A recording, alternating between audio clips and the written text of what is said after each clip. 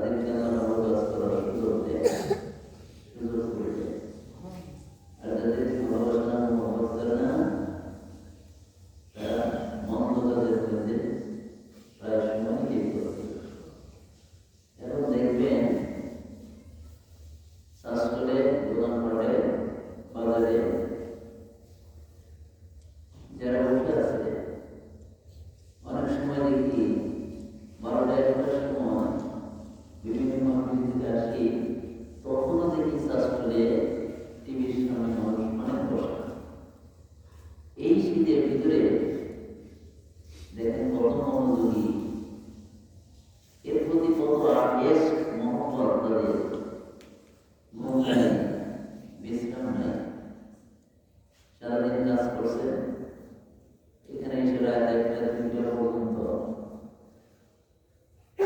গান বাজনা শুনতেছে, নাটক থিয়েটার দেখতেছে। কত মনোলোক এটার প্রতি। এই খারাপ কাজে যারা যে লিপ্ত রইল,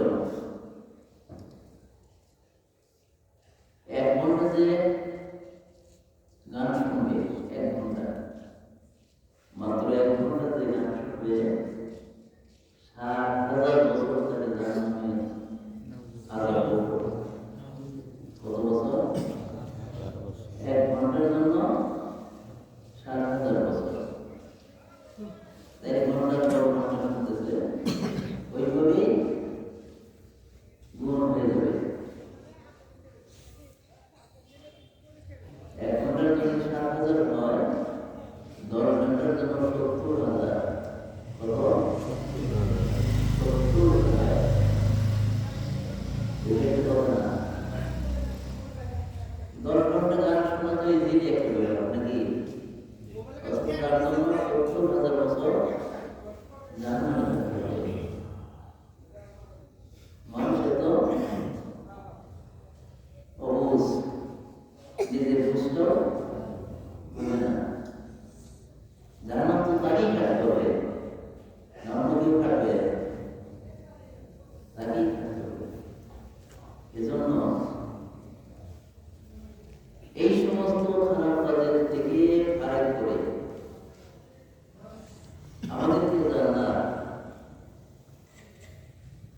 সুন্দর একটা জায়গা ছিল, মানে বেহেশতের বাগানে রিয়াজুল জান্নাহ, জিকিরের মধ্যে বসার তৌফিক দান করেছেন।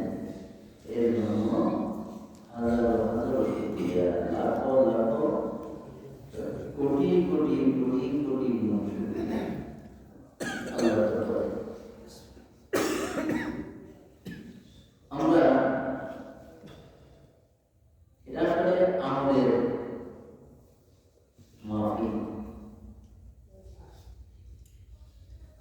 মাগরিব থেকে এসে পর্যন্ত জিকির হয়েছে। আবার এসে নামাজের পরে 2টা সবক তাই হয়েছে। একটা হলো খাতমে দোয়া ইউনূস আলাইহিস সালাম, আর একটা হলো দরুদ শরীফ। আমরা যে যে তরিকায় আছি সেই তরিকার দরুদ শরীফ পড়ব। যিনি আহমদী আছেন সেটা পড়বেন, যিনি চিশতি আছেন চিশতি এটা পড়বেন, যিনি কাদরিয়া আছেন কাদরিয়া এটা পড়বেন, যিনি মুজাদ্দিদিয়া নকশবন্দিয়া আছেন মুজাদ্দিদি তরিকার দরুদ পড়বেন। এরকম যে যে তরিকায় সবক আদায় করে সে সেই তরিকায় দরুদ শরীফ আদায় করবে। বহু রকম দরুদ শরীফ আছে, বহু বহু। দরুদ শরীফের একটা কিতাব আব্দুর রহমান অখরবী রহমাতুল্লাহ লিখেছেন। আব্দুর রহমান অখরবী রহমাতুল্লাহ লিখেছেন মজমুআয়ে সালাতুর রাসূল সাল্লাল্লাহু আলাইহি ওয়াসাল্লাম। এই কিতাবটা লিখছেন তিনি আরবি ভাষায়, ওনার ভাষাটা আরবি ছিল, আরবি ভাষায় লিখেছেন। 30 খণ্ডে বিভক্ত, 30 খণ্ডে বিভক্ত। কোরআন শরীফ 30 পারা না, এই কিতাবটা 30 খণ্ডে বিভক্ত। তার প্রথম খণ্ডটা যেটা, প্রথম খণ্ড, এটার ভিতরে আল্লাহর কুদরতি সৃষ্টি জগতের সৃষ্টি রহস্য বর্ণনা করা আছে। রাসূল সাল্লাল্লাহু আলাইহি ওয়াসাল্লামকে কিভাবে সৃষ্টি করা হয়েছে, তার নূর কিভাবে কি হয়েছে, তিনি কখন থেকে নবী, তিনি কখন থেকে উম্মতের জন্য করেন। ওই যে আমরা একটা নাতে রাসূল গাই দাদা হুজুরে, রবিউল আউয়ালে তোমায় ডাকে সকলে, তুমি ডাকো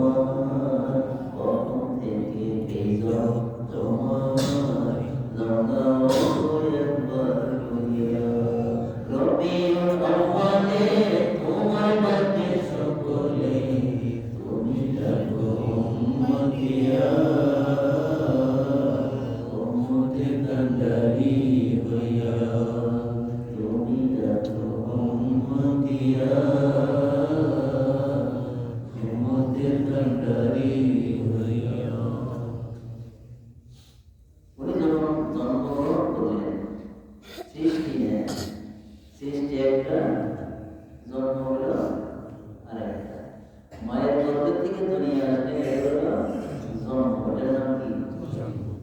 আর আল্লাহ যে অত্যন্ত আদিতে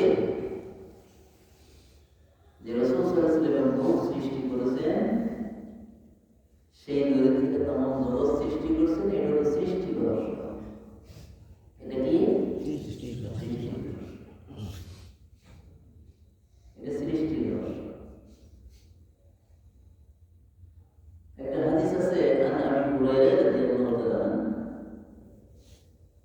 লাম্মা খালাকাল্লাহু আযজা ওয়া জাল্লা আদম খাব্বারহু বিমানিহি ফাদাইলা দরা ফাদাইলা ওয়াদাহু আলা ওয়াদ ফানুরান সাদিয়ান আসফারিহি قال آدم يا رب من هذا؟ من هذا؟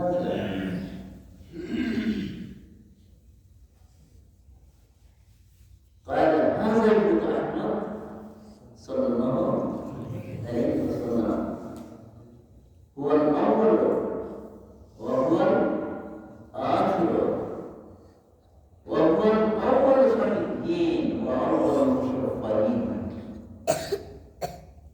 أبو هريرة رضي الله عنه থেকে হাদিস রয়েছে, আল্লাহ রাসূল বলেন,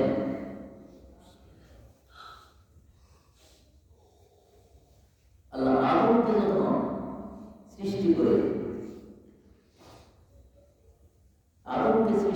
যখন তার সমস্ত বংশ বানায়,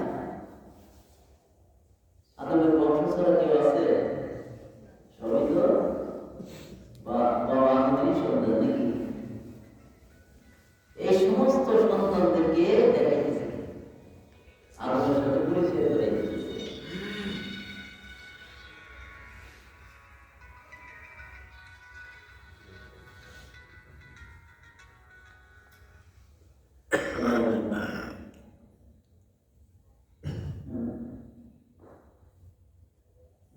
তুমি জানি না ওয়াজ করতেছি, তুমি কি তোমার ফকির হওয়া করেছে না? আচ্ছা ঠিক আছে।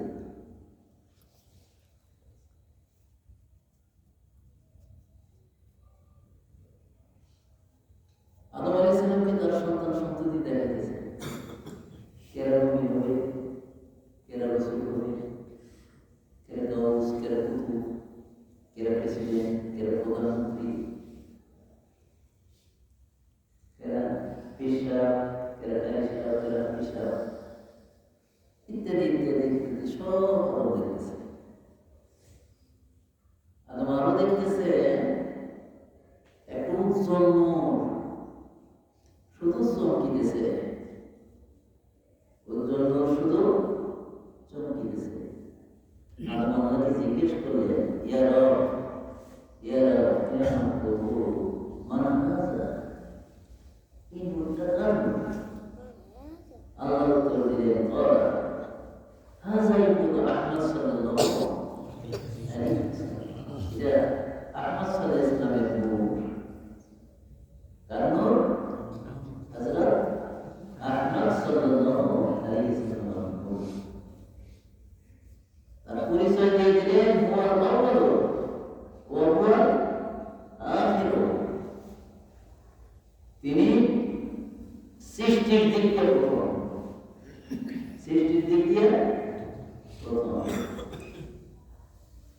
ওয়া হুয়াল আখির, আগমনের দিক দিয়ে নবীদের শেষে, আগমনের দিক দিয়ে নবীদের শেষে। ওয়া হুয়া আউয়াল শাফিঈন, উনি সর্বপ্রথম হাসরের মাঠে আমি আল্লাহর কাছে সুপারিশ করবেন। সুবহানাল্লাহ।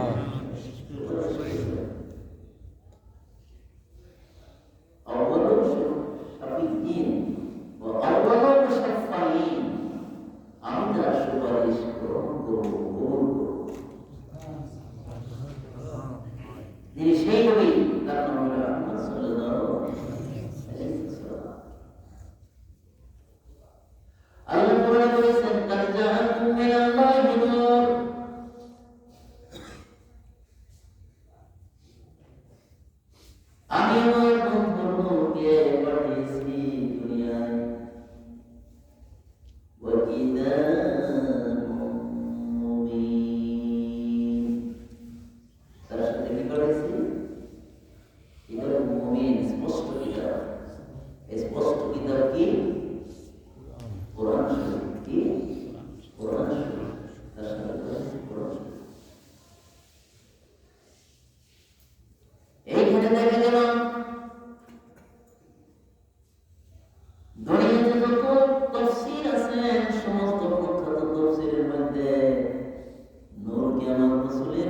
হিসাবে স্বীকার করেছে।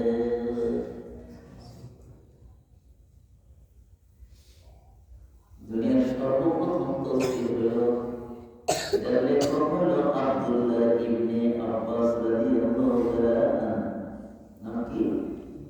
আব্দুল্লাহ ইবনে আব্বাস। ওনার একটা তফসির আছে, এটাকে তাফসীর ইবনে আব্বাস। তাফসীর ইবনে আব্বাস।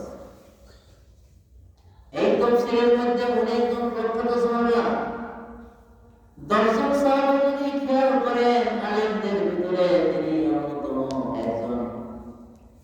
লক্ষ সাহাবার ভিতরে যদি 10 জন বাছাই করেন, এলেমে ভরপুর সাহাবা, তাই আব্দুল্লাহ ইবনে আব্বাস অন্যতম একজন। উনি স্বীকার করেছেন তার তাফসীরের মধ্যে, আমার দয়াল নবী রহমতের নবী নূর। সুবহানাল্লাহ। সাহাবা ছিলেন নাকি? মানে কি ছিলেন? সাহাবা ছিলেন। উনি স্বীকার করেছেন নূর। যখন উনি তাফসীর লিখেছেন, নূর স্বীকার করেছেন, তখন রাসূল জীবিত ছিলেন। লক্ষ লক্ষ সাহাবা জীবিত ছিলেন। কোন সাহাবাই কিন্তু আব্দুল্লাহ ইবনে আব্বাসকে বলে নাই রাসূলকে নূর বললা কেন,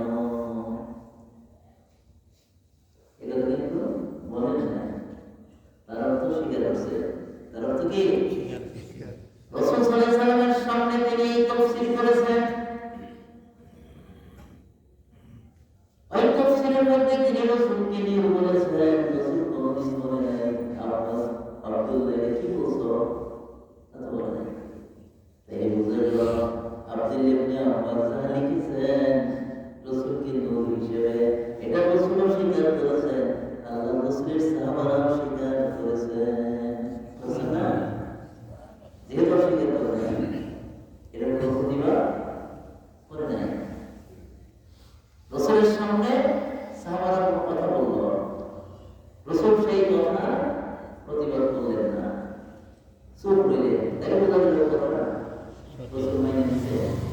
এই বুঝতে না কথার মধ্যে যে ভুল থাকতো, তাই রাসূল সেটা সংশোধন করে দিতেন, তাই না? যেহেতু আব্দুল্লাহ ইবনে আব্বাস স্বীকার করেছেন তার তাফসীরের ভিতরে, সেখানে কোন সাহাবা এখানে প্রতিবাদ করে নাই, মেনে নিছে। আমার দয়াল নবী মেনে নিছে। তাই বোঝা গেল রাসূল।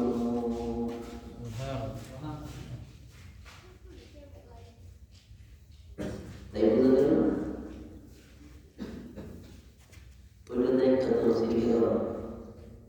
তাফসীরে কবির যেটা লিখেছেন কেনা ফখরুদ্দীন রাজি রহমতুল্লাহ। ফখরুদ্দীন রাজি রহমতুল্লাহ ওনার সময়ে ওনার মুকালেমার জগতে ছিল না।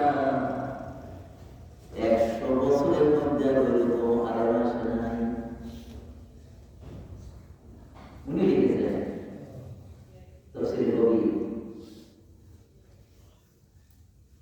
ওটার মধ্যে উনি স্বীকার করেছেন। তাফসীরে মাযহারিতে, তাফসীরে রুহুল বায়ানে, তাফসীরে কাশফে, এইরকম আমি নিজেই যেটা দেখেছি, তাতে আমার যে কিতাবের ভিতরে আমি লিখেছি 87টা তাফসীরের ভিতরে আমার জানা মতে রাসূলকে নূর বলা হয়েছে। সেখানে নূর মাত্র 2টা তাফসীরের মধ্যে নূর বলে নাই। কয়টা তাফসীর? 2টা। মাত্র 2টা তাফসীরে নূর বলে নাই। একটা হলো আশরাফ আলী থানভীর বায়ানুল কুরআন, আরেকটা হলো মাওলানা মওদুদীর তাহফিমুল কুরআন। এই দুইটার মধ্যে নূর স্বীকার করে নাই। এই দুইটার মধ্যে নূর স্বীকার করে নাই।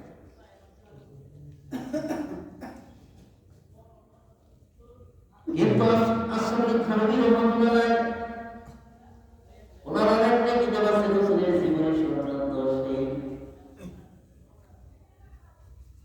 নসরুদ্দীন নামক কিতাব।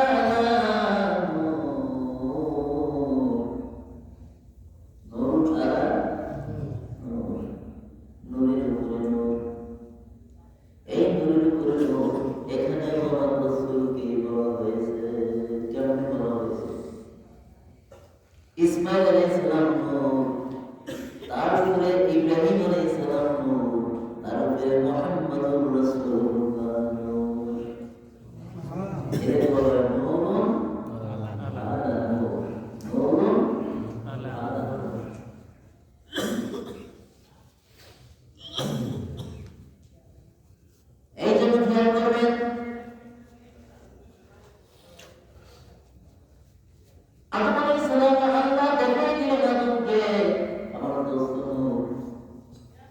সেখানে কিন্তু সমস্ত মানুষ ছিল, ছিল কি ছিল না? হাদিসটাতে বললাম সমস্ত মানুষ ছিল না, সব ছিল। কিন্তু আমরা তো রোগের জগতে ছিলাম, ওই কথাটা তো আমাদের এখন মনে নাই। মনে আছে আমরা যে ছিলাম এটাই তো মনে নাই। আমাদের সামনে যে ঘটনা ঘটেছে সেটা তো আমার মনে নাই। কিন্তু যারা প্রখ্যাত হলো তাদের ঠিকই রোগের জগতের কথা মনে বাইশ বছর রহমতুল্লাহ হজে যাইতেছে কোথায়? হজে তখন উঠে পিঠে চলে হজে যাইত। তোমার উঠটা করছে কি এক সময় একটু পাল্টাকে ঘুরে ছোট হয়ে কামড় থেকে অন্য দিকে চলে গেছে, পথ হারিয়ে গেছে। মরুভূমিতে পথ হারাই নেই, মরুভূমি পায় নাই, দিক বোঝা যায় না। কি বোঝা যায় না? দিক বোঝা যায় না। খাবার ফুরিয়ে গেল, পানি ফুরিয়ে গেল, এখন মরা ছাড়া আর কোনো উপায় নাই। ওয়াজিদ গোস্তামি বড় দুশ্চিন্তা করলেন। এর মধ্যে দেখতে পেলেন মরুভূমির বুকে একদম কালের মতো মানুষ দাঁড়িয়ে আছে। ওনার শরীরের মধ্যে কোনো বস্তুই নাই। লম্বা খালি শরীরের মধ্যে মানে হাত দাঁড়িয়ে আছে। ওয়াজিদ গোস্তামি রহমতুল্লাহ তাকে সালাম দিলেন। সালামের জবাব তিনি দিলেন, ওয়ালাইকুম আসসালাম ইয়া ওয়াজিদ। সুবহানাল্লাহ। ওয়াজিদ গোস্তামি রহমতুল্লাহ চিন্তা করলেন, এই লোকটার সাথে জীবনে কোনোদিন দেখা না। আমার নাম যে ওয়াজিদ, এই লোকটাকে আমি জানো। জিজ্ঞেস করলেন, হুজুর আমার সাথে আপনার সাথে কোনোদিন দেখা হয় নাই, আপনার বাড়ির কাছেও আমার বাড়ি না, তাই আমাকে কেমনি করে আমার নামটা জানলেন? তখন ওই পাগলে বলতেছে, রুহের জগতে তোমার সাথে আমার দেখা হয়েছিল, তখন সেই কথাটা আমার আজও মনে আছে। সুবহানাল্লাহ। আমি সেই বাড়িতে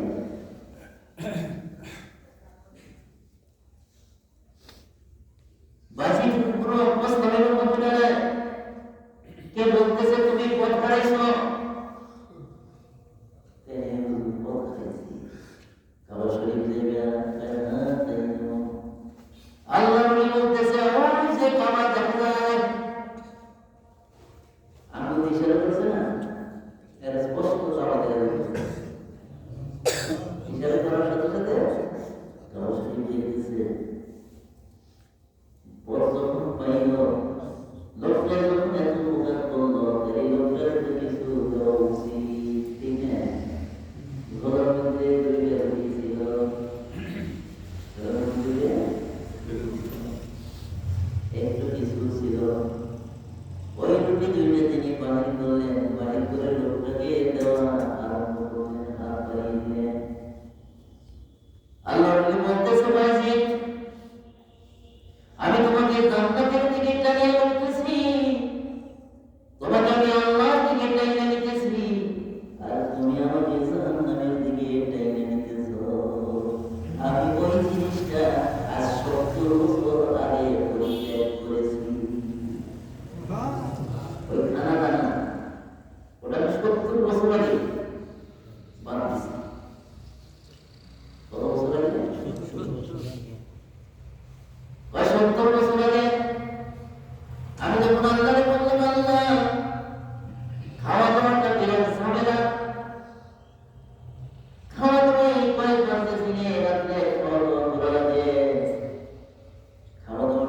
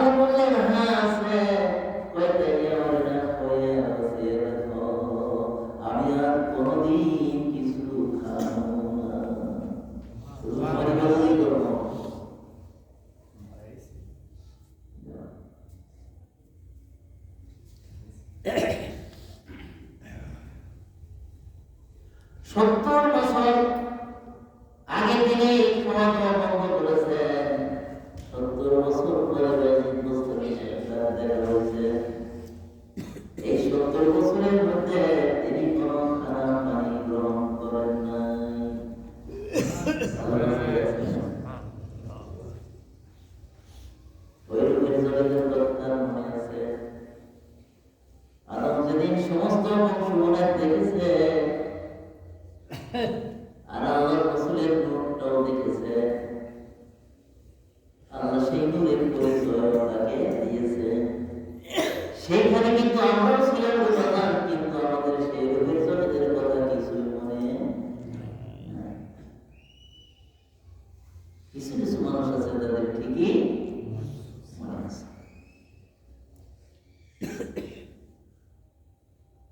সেই দিন রাসূলকে নূর বলা হয়েছে, আদম নূর স্বীকার করেছে।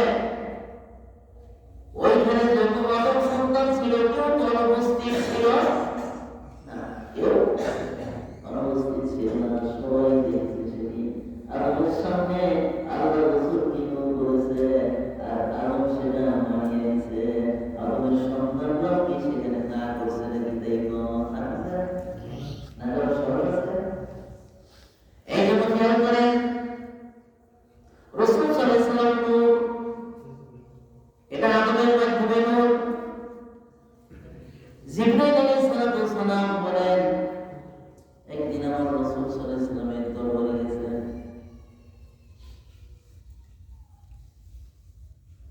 দরজার সামনে মা ফাতেমার সাথে দেখা, ভিতরে ঢুকবে মা ফাতেমা বলতেছে চাচা আপনি একটু ব্যস্ত আছে, আপনি একটু পরে যান। জিবরাইল আলাইহিস সালাম একটু বেলা আল্লাহ রাসূলের সাথে যখন দেখা হইল, আল্লাহ রাসূল বলতেছেন জিবরাইল তুমি বেজার কেন, কি হয়েছে? বলে আপনার মেয়ে ফাতেমা আমারে চাচা বলছে। চাচা মানে বাবা ছোট ভাই, চাচা মানে বাবা ছোট ভাই। তাই আমি তো আপনার সেই বয়সে ছোট হইলাম, তাই তো তোমার জন্য আল্লাহ সৃষ্টি করেছেন, তুমি সৃষ্টি হওয়ার পরে কি দিয়েছে আমার কাছে বর্ণনা করো। জিবরাইল আলাইহিস সালাম বলেন আমাকে যখন আল্লাহ সৃষ্টি করলেন, সৃষ্টি করার পরে আমি একটা নূর, তার উজ্জ্বল নূর দেখতে পেলাম। এই নূরটা যখন আসমানে উঠবে 70,000 বছর আর ডুবে না, আবার যখন ডুবে 70,000 বছর আর হবে না। এই কারণটা আমি 72,000 বার দেখেছি। সুবহানাল্লাহ।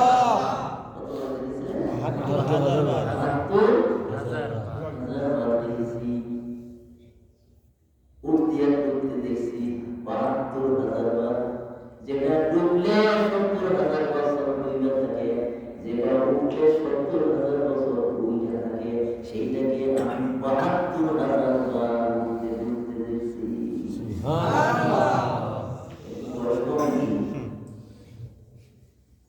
আল্লাহ রাসূল বলেন জিবরাইল ওই নূরটা কি তা কি তুমি জানো? কয় নূর তা জানি না। আমার রাসূল বলেন জিবরাইল এখন কি তুমি সেই দরজাটা দেখো? কয় হুজুর আর দেখি না, আর দেখি না। আল্লাহ রাসূল তার টুপি মোবারক খুললেন, খোলার পরে বলতেছেন জিবরাইল তুমি কি সেই দরজাটা এখন আসমানে দেখতেছো? কয় হুজুর এই মাত্র উঠলো। সুবহানাল্লাহ। আল্লাহ রাসূল সাল্লাল্লাহু আলাইহি ওয়াসাল্লাম আমার টুপি মোবারক তার মাথা মোবারকের মধ্যে দিলেন। দেওয়ার পর বলতেছেন জিবরাইল সেই দরজাটা কি তুমি এখন দেখো? কয় হুজুর এই মাত্র উঠলো।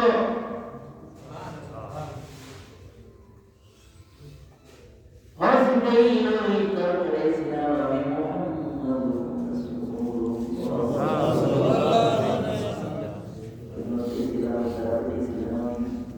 তখন বলতেছে হুজুর আমার ভুল হয়েছে, আমি বুঝতে পারিনি, আমি বুঝতে পারিনি। তাই জিবরাইল নূর দেখছে, রাসূলকে নূর স্বীকার করেছে। আদম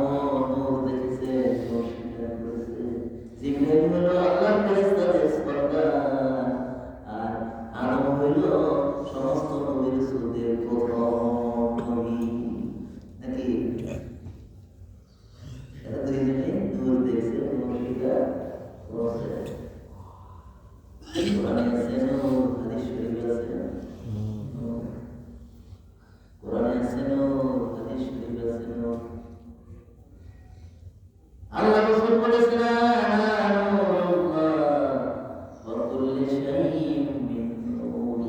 আমি হলাম আল্লাহর নূর আর আমার নূরের থেকে আমার আল্লাহ তাআলা জগৎ বানাইছে জগৎ সব বানাইছে সবই আল্লাহ বলেছেন আমি সর্বপ্রথম আমার বন্ধন নূরকে সৃষ্টি করেছি আমি সর্বপ্রথম আমার বন্ধন রূহকে সৃষ্টি করেছি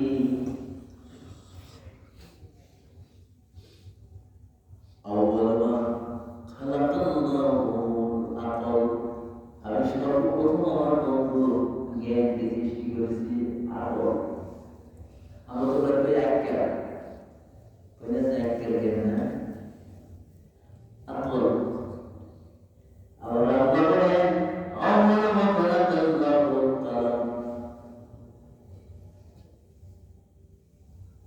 আল্লাহ যখন কলম সৃষ্টি করলেন কলম সৃষ্টি করার পরে বললেন কলম তুমি লেখো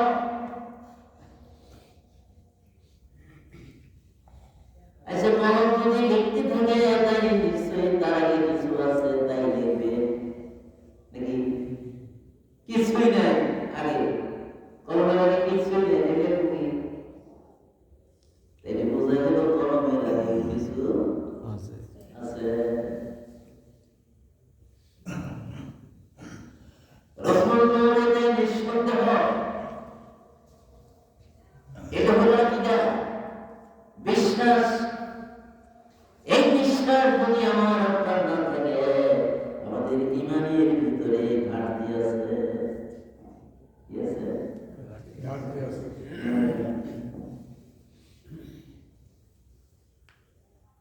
রসুলকে স্বীকার করতে হবে যেটা নাকি কোরআনে আছে যেটা নাকি হাদিস শরীফে আছে সেটা অবশ্যই স্বীকার করতেই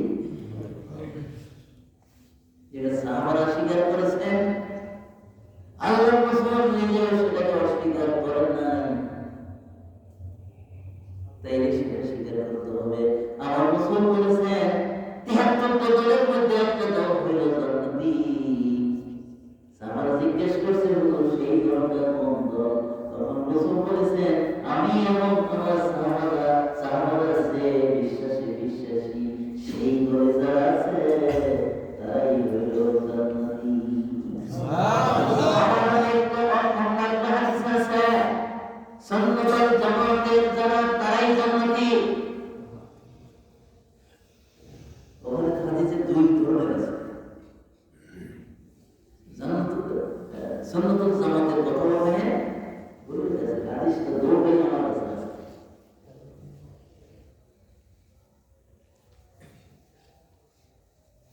আল্লাহ রাসূল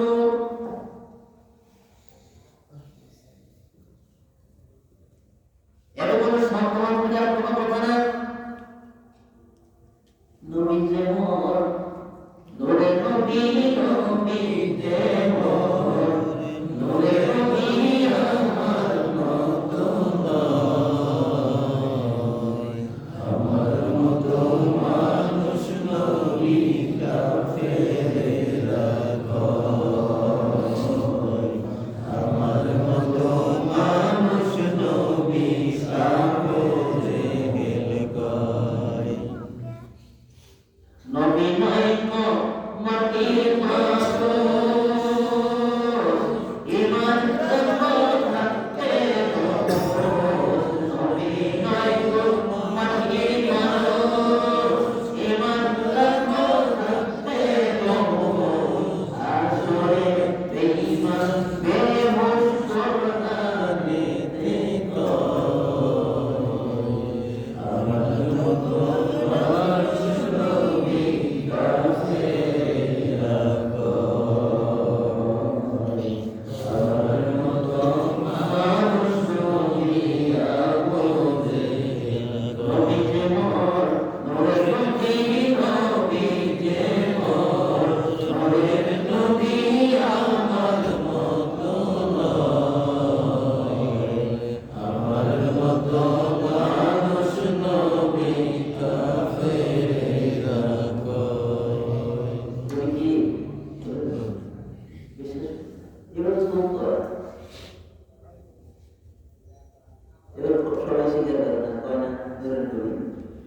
সবাই মিলে বলবে না, তারা তো কেউ বলা যায় না। আবার এখানে আরেকটি কথা আমরা বলেছি,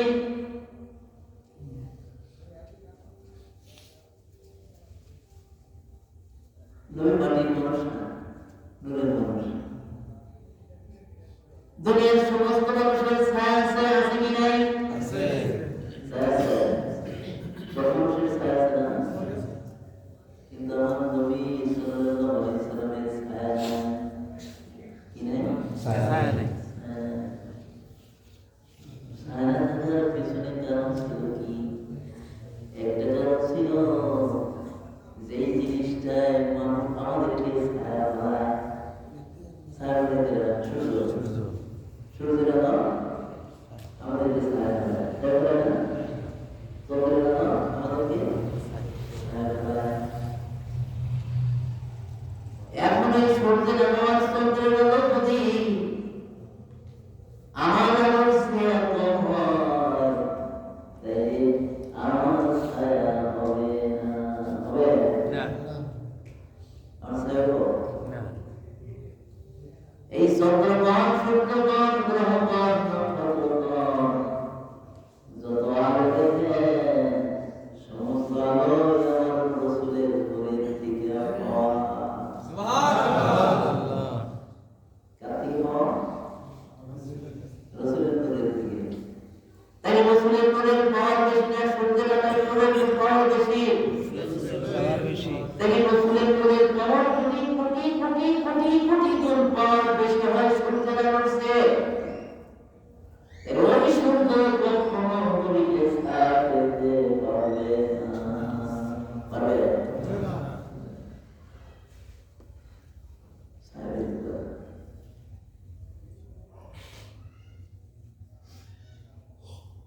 আরেকটা কারণ থাকতেও পারে, সেটা হলো আমার রাসূলের যদি ছায়া থাকতো এই কথা, এই সাহাবারা তার কাছে দৌড়াদৌড়ি করতো না। রাসূল যখন ভিড়ের মধ্যে থাকতেন, তখন রাসূলের ছায়ার মধ্যে সাহাবাদের পা রাখতো, রাখতো কি রাখতো না? পা রাখতো না? পা যদি রাখতো, আমার রাসূলের ছায়ার মধ্যে যার পা রাখবে তার আখেরাত ধ্বংস হয়ে গেল। আখেরাত শেষ তার। বেঁধে বলবেন না? রাসূলের ছায়ার মধ্যে পা দিনা? বেঁধে বলবেন না? সাবধান। রাসূলকে এমন কথা বলা যাবে না যে কথায় তার সম্মানের লাঘব হয়, এমন কাজ করা যাবে না যে কাজ করলে রাসূলের সম্মানের লাঘব হয়, এমন আচরণ করা যাবে না যে আচরণ দেখাইলে রাসূলের মনের মধ্যে কষ্ট হয়। এইরকম কোনো কাজ করা যাবে না, এইরকম কোনো আচরণ করা যাবে না। সাবধান, আমার রাসূলকে বেজাত কইরে কোনো কিছু করলেই আমার আল্লাহ গ্রহণ করবে না। করবে? রাসূল খুশি, আল্লাহ খুশি। রাসূল বেজার, আল্লাহ বেজার নাকি? রাসূল খুশি, আল্লাহ খুশি। রাসূল বেজার, এই জন্য আগে রাসূলকে খুশি করো, তারপরে আল্লাহকে খুশি করার চেষ্টা করো। লাফ দিয়ে আগে গাছের আগে ওঠা সম্ভব? সম্ভব? লাফ দিয়ে গাছের আগে ওঠা সম্ভব? সম্ভব না। আস্তে আস্তে গোড়া দিয়ে উপর দিকে উঠতে হবে, তাই নাকি? তাই উঠতে হবে। মুর্শিদের মাধ্যমে রাসূলকে পাওয়া, রাসূলকে পাওয়া, রাসূলের মাধ্যমে আল্লাহকে পাওয়া, আল্লাহকে যখন তুমি পাওয়া সেই হবে ফারাফিল্লাহ। আমার আল্লাহকে পাইও অনেক মানুষ বেদিন হয়ে যায়।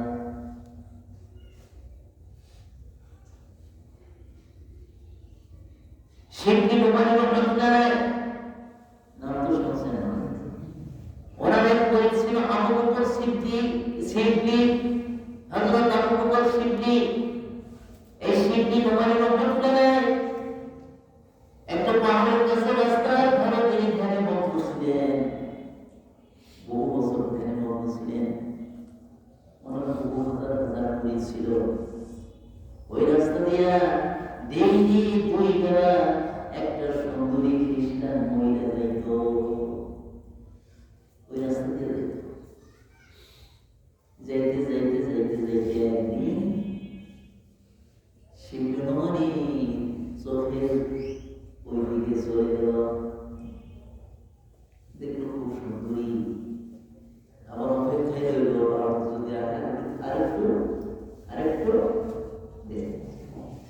এই লোকের দেখতে দেখতে দেখতে দেখতে তার সাথে আলাপ করার খায়েশ পয়দা হইল না, আলাপ হইল, আলাপ করতে করতে এমন একটা জিনিস পয়দা হইল, শয়তান সেখানে পাঠ দিল, শয়তান সেখানে ভাত বসাইল, বসাইয়া ওই মহিলাকে সেন্টের মহিলা বিবাহ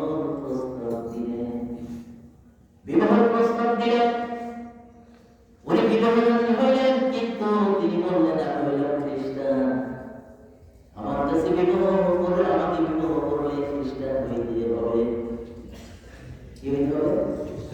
খ্রিস্টান হইতে হবে। আমার বিরাট সুরের ঝাঁক আছে, কিসের ঝাঁক? এই সুরের ঝাঁক মানবো, সুরের গোস্ত উনি তাই না দেখছেন, শয়তান আল্লাহ ওলিদের কোন পর্যন্ত নিয়েছে, উনি তাই করলেন, বিরাট ঘটনা, ওই ঘরের সন্তান সন্ততি হইল, যতদিন পর্যন্ত ওই ঘরের সন্তান সন্ততি হয়েছে তখন তার ঈমান ছিল না,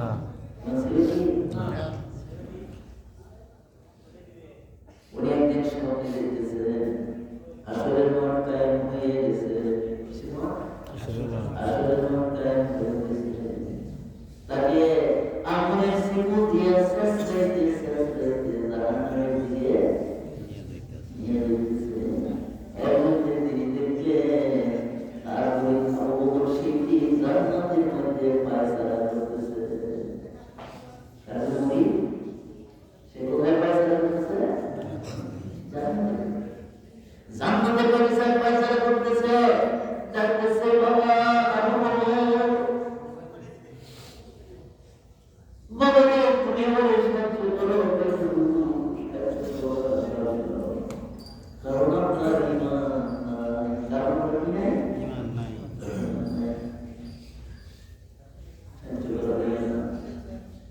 বারবার তাকে আমার মন থাকতে তোমার কথা হইল না, সেরকম যখন হইলে সেরকম হইয়া তিনি আয় কি করছি, কি হয়েছে,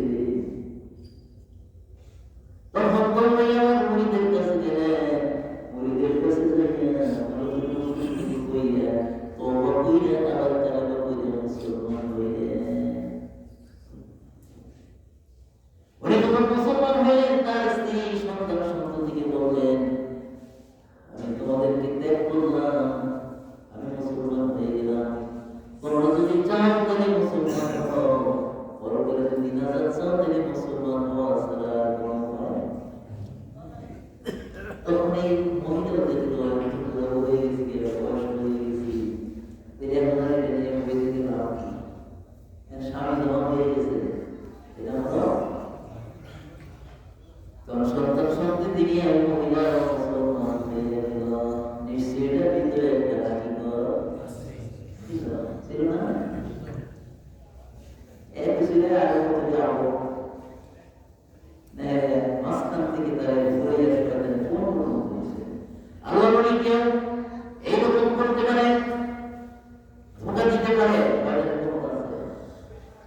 কিন্তু এই আল্লাহর ওলিরা যখন বাঁকা বিল্লার দরজায় পৌঁছে যাবে তখন আর তাকে ধোঁকা দিতে, শয়তান সবসময় তার থেকে ভালো থাকবে। এই জন্য বাজারে তরিকতের ভিতরে থাকতে হবে, তরিকতের কাজ সবগুলা আদায় করতে হবে। যারা আল্লাহর ওলি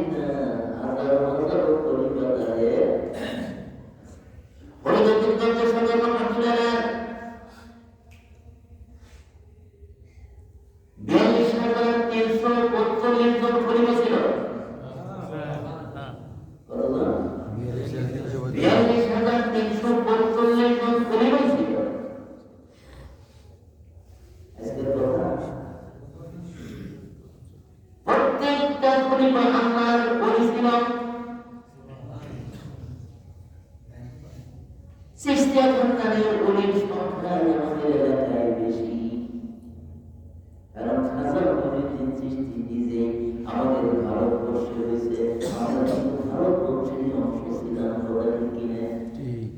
এটা ভারতবর্ষ ছিল না, এটা হলো ভারত উপমহাদেশ। এর মধ্যে বাংলাদেশ আছে, বার্মা আছে, সিংহল আছে, শ্রীলঙ্কা, হ্যাঁ, শ্রীলঙ্কা আছে, তারপরে নেপাল আছে, ভুটান আছে, পাকিস্তান আছে, এগুলো সব একটা ভারত উপমহাদেশে। এখানে যে হিন্দু আর হিন্দু আর হিন্দু আর হিন্দু ছিল, মুসলমানের নাম বলবো এই সমস্ত লিখের মাধ্যমে মুসলমান আসছে এখানে। ওইটার মাধ্যমে কোন ইসলাম থাকে না, ইসলামের কোন অস্তিত্ব ভারত উপমহাদেশে নাই, ওই ইসলাম আছে ওই ইসলাম প্রতিষ্ঠিত করছে। এই জন্য মজান্নাদের সাথে সম্পৃক্ত হয়ে থাকতে হবে, ওইদের কাছে যে সুহবত করতে হবে, ওইদের মহব্বত করতে হবে, ভালোবাসতে হবে। ওইদের সাথে যদি আপনি থাকতে পারে, চিটাগাং যখন শাড়িদারের সাথে থাকে, ওই শাড়িদারের সাথে যখন ধুলাবালি থাকে, সেটা কিন্তু উপযুক্ত মূল্যে বিক্রি হয়ে যায়। আরেকদিকে এখন দাম কিনে এনে জালি ধুলা এত বৃদ্ধি পারে না, এত বৃদ্ধি পারে কিনে আনছেন না, ঠিক মতো দামের দামে কিনে আনছেন ওই ধুলা। জাইলের ধুলার সিটে যদি সবাই রাখিয়ে দেয়, ধুলার সিটে জাইলে ধুলে ধুলার সিটে খাটে দিয়ে দিব পারো দিব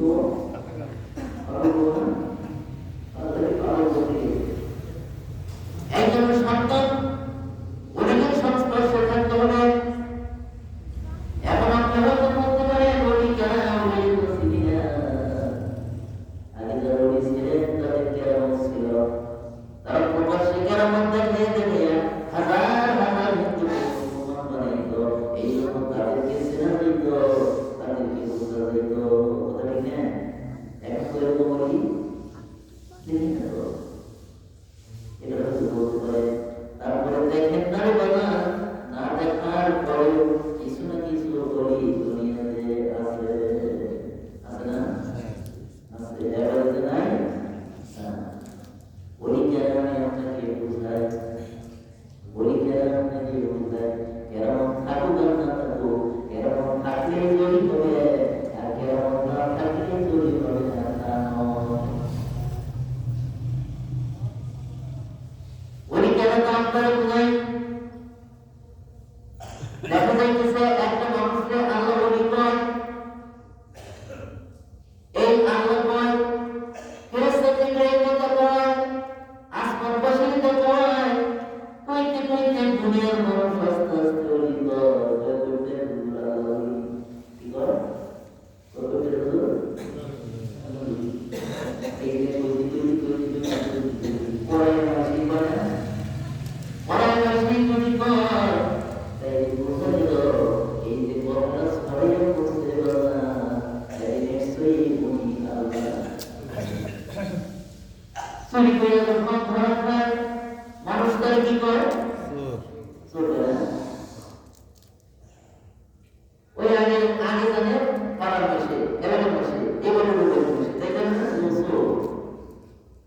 আস্তে আস্তে আস্তে আস্তে পুরা গ্রাম জানে, তারপরে বাইরের গ্রাম জানে, তারপরে সমস্ত ইউনিয়ন মাসে জানে, সমস্ত মানুষ দেখলেই কয় বসবো, দেখলি কি কয়?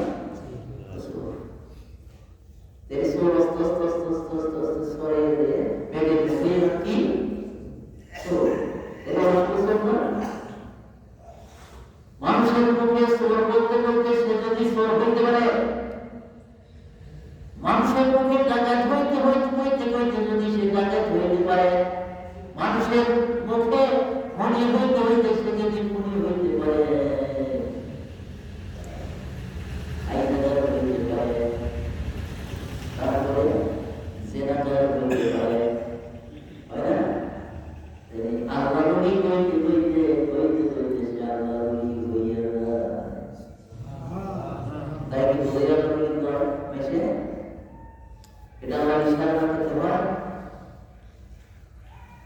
সোরের প্রতি আল্লাহর ইশারা আছে। আর সোরগিরি প্রকাশ করে, ডাকাতগিরি প্রকাশ করে, মঞ্চাগিরি প্রকাশ করে, খুনি প্রকাশ করে। আমার যে আল্লাহ বলি, আল্লাহ তাআলা প্রকাশ করে দেবে ইনি আমার আল্লাহ বলি, আমার বলি। তোমরা জানিয়ে রাখো, একজনে, দুইজনে, পাঁচজনে, দশজনে, 20 জনে কইতে কইতে কইতে কইতে হাজার হাজার মানুষ তারে বলি কয়। তাই বুঝে গেল লোকটা আল্লাহ বলি। তো মধ্যে বিবেক গেল, এই বিবেক হয়েছে আল্লাহ। ওই যে নিজামুদ্দিন আউলিয়া বলি, কুতুবুদ্দিন বক্তিয়ার কাকি আউলিয়া বলি, ওই থেকে কি হয়েছে? আরো নিজের কত ক্ষমতা থাকে, কত পাওয়ার থাকে, কত যে পাওয়ার তাদের। আল্লাহ বলেন আমার যে শক্তি আছে, আমার নিজের সেই শক্তিতে সারা শক্তিশালী। সুবহানাল্লাহ। আমার শক্তিতে দ্বারা শক্তিশালী, আমার ক্ষমতায় দ্বারা ক্ষমতাবান, আমার জ্ঞানে দ্বারা জ্ঞানী। এই জন্য আল্লাহ বলেন যখন তোমার করিবে নাই, তার মুখ আমার কুদরতি মুখ হয়ে যায়, তার চোখ আমার কুদরতি চোখ হয়ে যায়, তার কান আমার কুদরতি কান হয়ে যায়, তার সমস্ত বডি আমার কুদরতি বডি হয়ে যায়। আল্লাহর কি বডি আছে? আল্লাহর কি চোখ আছে? এই জন্য বলি আল্লাহর কুদরতি সব, কুদরতি নাম, কুদরতি কান। আল্লাহর চোখ নাই আল্লাহ দেখে, আল্লাহর কান নাই আল্লাহ শুনে, আল্লাহর মুখ নাই আল্লাহ কথা বলে। কথা ঠিক কিনা? মুসা কি আল্লাহর কথা শুনে নাই? আল্লাহ যে কথা বলতেছে মুসা কি শুনে নাই?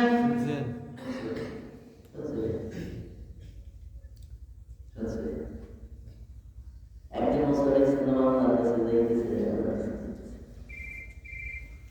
রাস্তার মধ্যে এক মহিলার সাথে দেখা। মহিলা বলতেছে মুসা তুমি কোথায় যাও? বলে আমি তোর পাহাড়ে আল্লাহর সাথে দেখা করার জন্য যাইতেছি। বলে মুসা রে, তুমি আল্লাহর একজন নবী, শরীর কদর কয়েকজন কদর। আমার কত বছর যাবত বিবাহ হয়েছে, আমার কোনো সন্তান সন্ততি হয় নাই। মুসা রে, তুমি আল্লাহর কাছে জিজ্ঞেস করো আমার কোনো সন্তান আছে কিনা। মুসা আলাইহিস সালাম তোর ঘরে গেছে, তোর ঘরে যেয়ে তার সাথে কথাবার্তা বলে আসছে, কিন্তু মুসা কিন্তু ওই কথাটা মনে মহিলার কথা মনে নাই।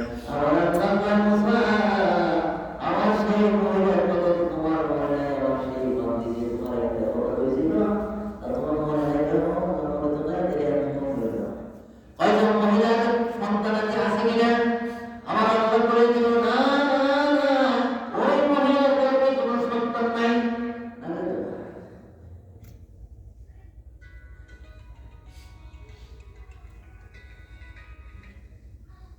এগুলো দেখে বলে করে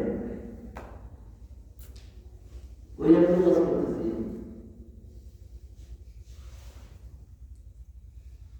যে ঠেকায় ঠেকায় কিন্তু একটু গল্প করে না, তা বলো না। বলো কি আছে, কি খেয়েছে, কি করতেছে, তাহলে এই জিনিস আমি বলি, তাহলে তোর কথা বলে ভেবে তুমি বলি না, তা বলো না। That's been invisible. এগুলো জেনে হলো একজন সন্তান মুসা আলাইহিস সালাম এসে ওই মহিলাকে বলতেছে তোমার গর্ভে কোনো সন্তান নাই। মহিলা খুশি হয়ে যায়, আফসোস করতেছে আমার গর্ভে কোনো সন্তান নাই। এইটা যদি আমার স্বামী শুনে, আমার গর্ভে শুনে, তাহলে আমার তো সর্বনাশ। স্বামী তো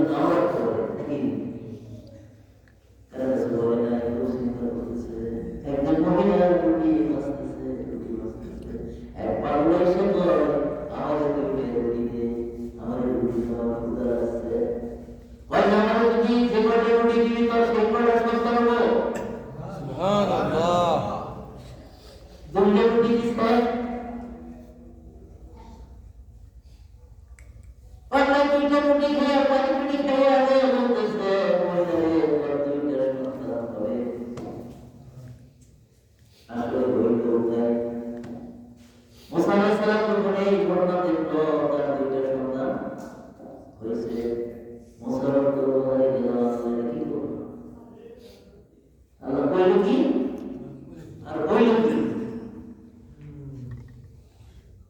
মুসা আলাইহিস সালাম আল্লাহর কাছে বলে, আল্লাহ তুমি আমাকে নিষেধ করে দিলে, তুমি বলে দিলে আমি মহিলাদের জানিয়ে দিছি, তাহলে আমার এই মানুষ সম্মান করবো কি তোমার গর্ব করবো না হইল মানে? কইছে মুসা রে এই কথা প্রশ্নের জবাব তোরা করে দিতেছি, আমার গর্বাঞ্চলের বস্তু তোমার মন আছে রে মুসা, তুমি মানুষের বস্তু আমারে আইনা দাও। মুসা ছুরি লইয়া আর মাটি লইয়া করতেছে দাঁড়িয়ে দাঁড়িয়ে,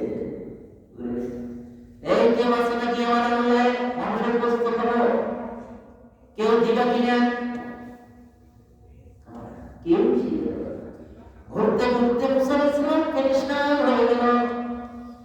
পেরেশান হইয়া হঠাৎ করে ওই পাগলের সাথে দেখা, উঠিয়া পাগলের সাথে দেখা।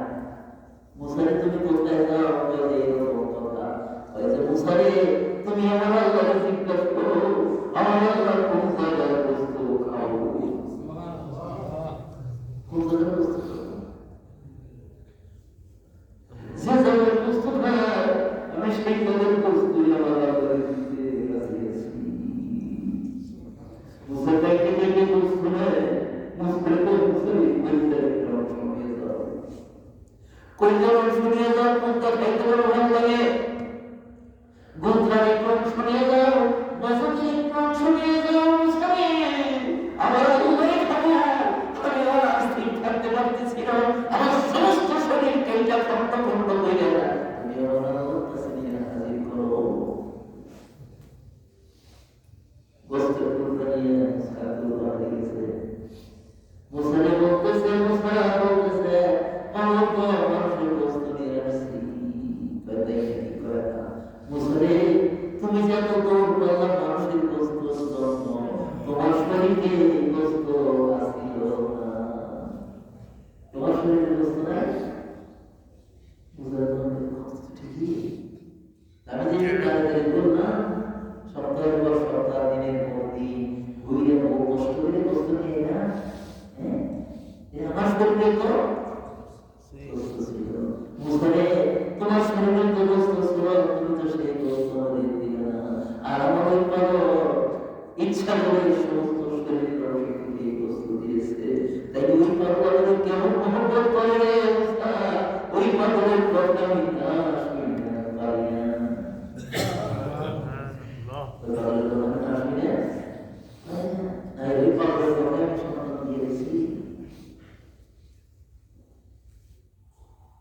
এরকম পাগল থাকলেও কম সংখ্যায় থাকে, এরা কিরকম পাগল? আল্লাহর জন্য তারা জীবন দেয়, রাসূলের জন্য তারা জীবন কোরবান করে দেয়, একটু দ্বিধাবোধ করে না।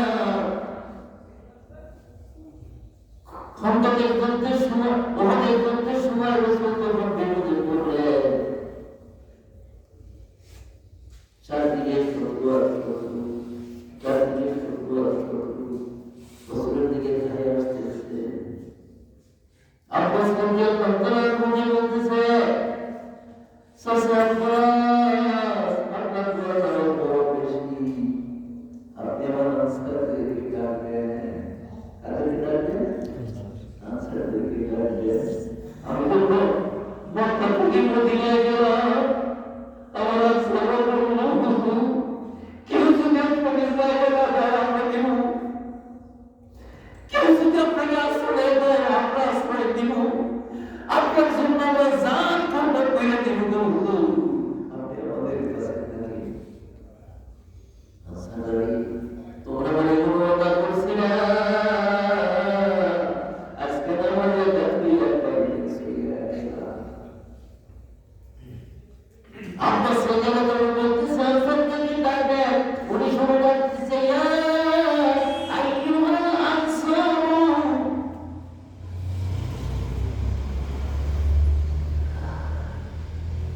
রাসূল তোমাদেরকে ডাকতেছে, বলতেছে আনসার তো পাগলের মতো, জ্ঞান ফিরে পাইলেও পাগলের মতো ধাইয়া আসলো রাসূলের সামনে, নিজেদের বুকটাকে কাফেরদের তলোয়ারের সামনে তুলে ধরলো।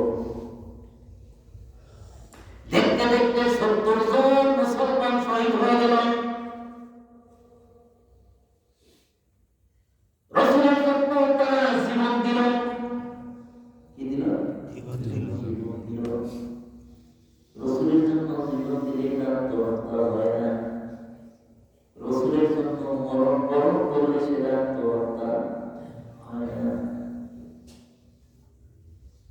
স্ত্রীর জন্য যদি জীবন দেন সেটা আত্মহত্যা হবে, জাহান্নামে যাইতে হবে।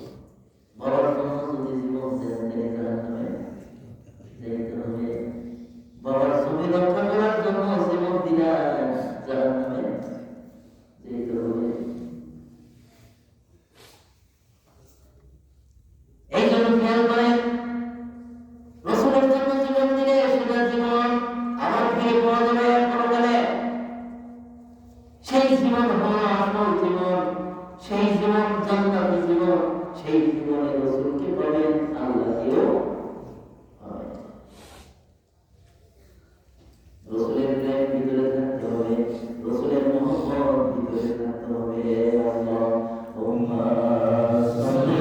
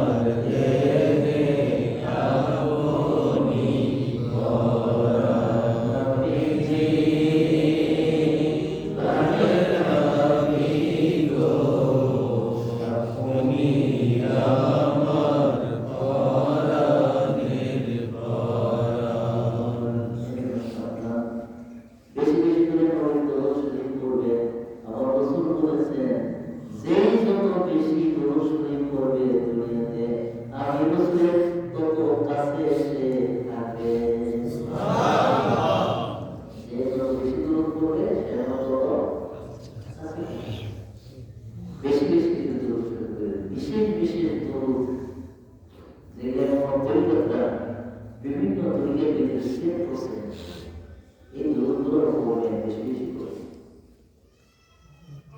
যদি আমি মাঝে মাঝে একটা দুর্গের কথা বলি, সৌদের মোহাম্মদ যে দুর্গ করতেন, একবার করলে 10,000 বার পড়ার সওয়াব। একবার করলে 10,000 বার পড়ার সওয়াব।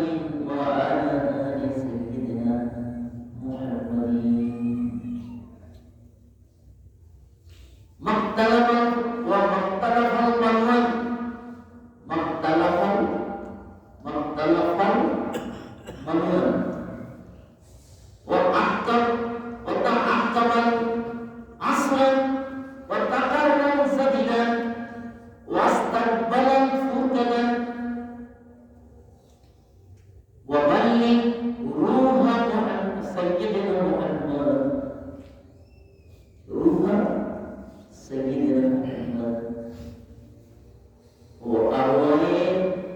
بيته ومنا تحيته والسلام اللهم صل على سيدنا محمد وعلى آل سيدنا محمد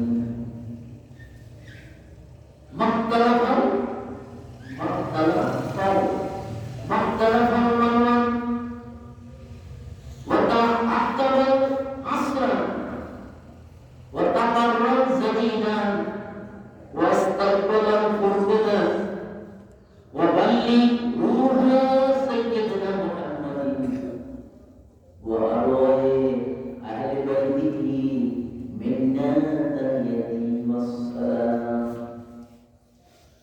এই দরুদটা একবার পড়লে 10,000 বার পড়া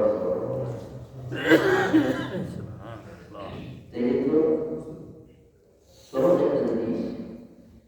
যদি 10 বার পড়ি কত বার পড়ব? 1 লাখ বারবার সব হ্যাঁ 1 লক্ষ বার পড়া সহজ। 1 লক্ষ বার পড়লে সহজ আছে বলা কি? আরে 10 বার পড়ি 10 বার পড়া কোনো কিছু না। 1 লাখ বার পড়লে সহজ সহজ। এজন্য বিশেষ বিশেষ কিছু দরুদ আছে, এই দরুদগুলো বেশি বেশি করে পড়ে। শরীফের যে দরুদ আছে এটা তো পড়বে, আর দরুদ শরীফ যখন পড়বেন তখন একদম কমপ্লিটলি সারেন্ডার আল্লাহ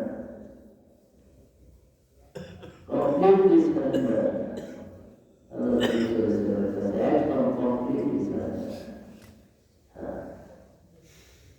মনে হইতেছে রসুল আমার কাছে আমার কথা শুনতেছে, আমার দোষ করতেছে, আমি গুনাহগারকে দেখতেছে, আমি গুনাহগার, আমি অন্ধ, আমি বধির, আমি রসুলকে দেখি না, আমি রসুলের কথা শুনি না। এটা আমার দুর্বলতা, আমার দোষ, আমার দোষে আমি তাকে দেখি না, আমি তার কথা শুনতে পারি না। আমার কথা যদি তিনি শোনেন, আমাকে যদি তিনি দেখবেন, আমার সঙ্গে সকল দরকার করে পানি ধরবে, রসুলের মহব্বতে যখন আমি কাঁদতে থাকবো, শুরু করতে থাকবো, নিশ্চয়ই আমার রহমতের গভীর দয়ার সাগরে ঢেউ লাগবে একদিন। ঢেউ যখন লাগবে তখন দয়ার গভীর আমাকে সশরীরে দেখা দিবে। দরজা ডাকাইতে ডাকাইতে ডাকাইতে ডাকাইতে একবার বলে না, দরজা আটকাইতে মানে কি ভিতরে লোক আছে, দরজা আটকাইতে মানে কি, দরজা আটকাইতে মানে কি ভিতরে লোক আছে, তাই না? ডাকাইলেন ডাকাইলেন ডাকাইলেন একবার খুলবই, ওটা ঠিক না? যেহেতু আমাদের অন্তরে বিশ্বাস, রসুল আমার দরুদ শুনে আমার চোখের পানি দেখে, আমার মনে আবেগ বুঝে, আমার ভিতরে রসুলের প্রেম আছে কি না আছে, সেটা অনুভূতি আমার রসুলের আছে কি না। কাঁদতে কাঁদতে যখন আপনি চোখের পানি দেখতে দেখতে যখন পাগলের মতো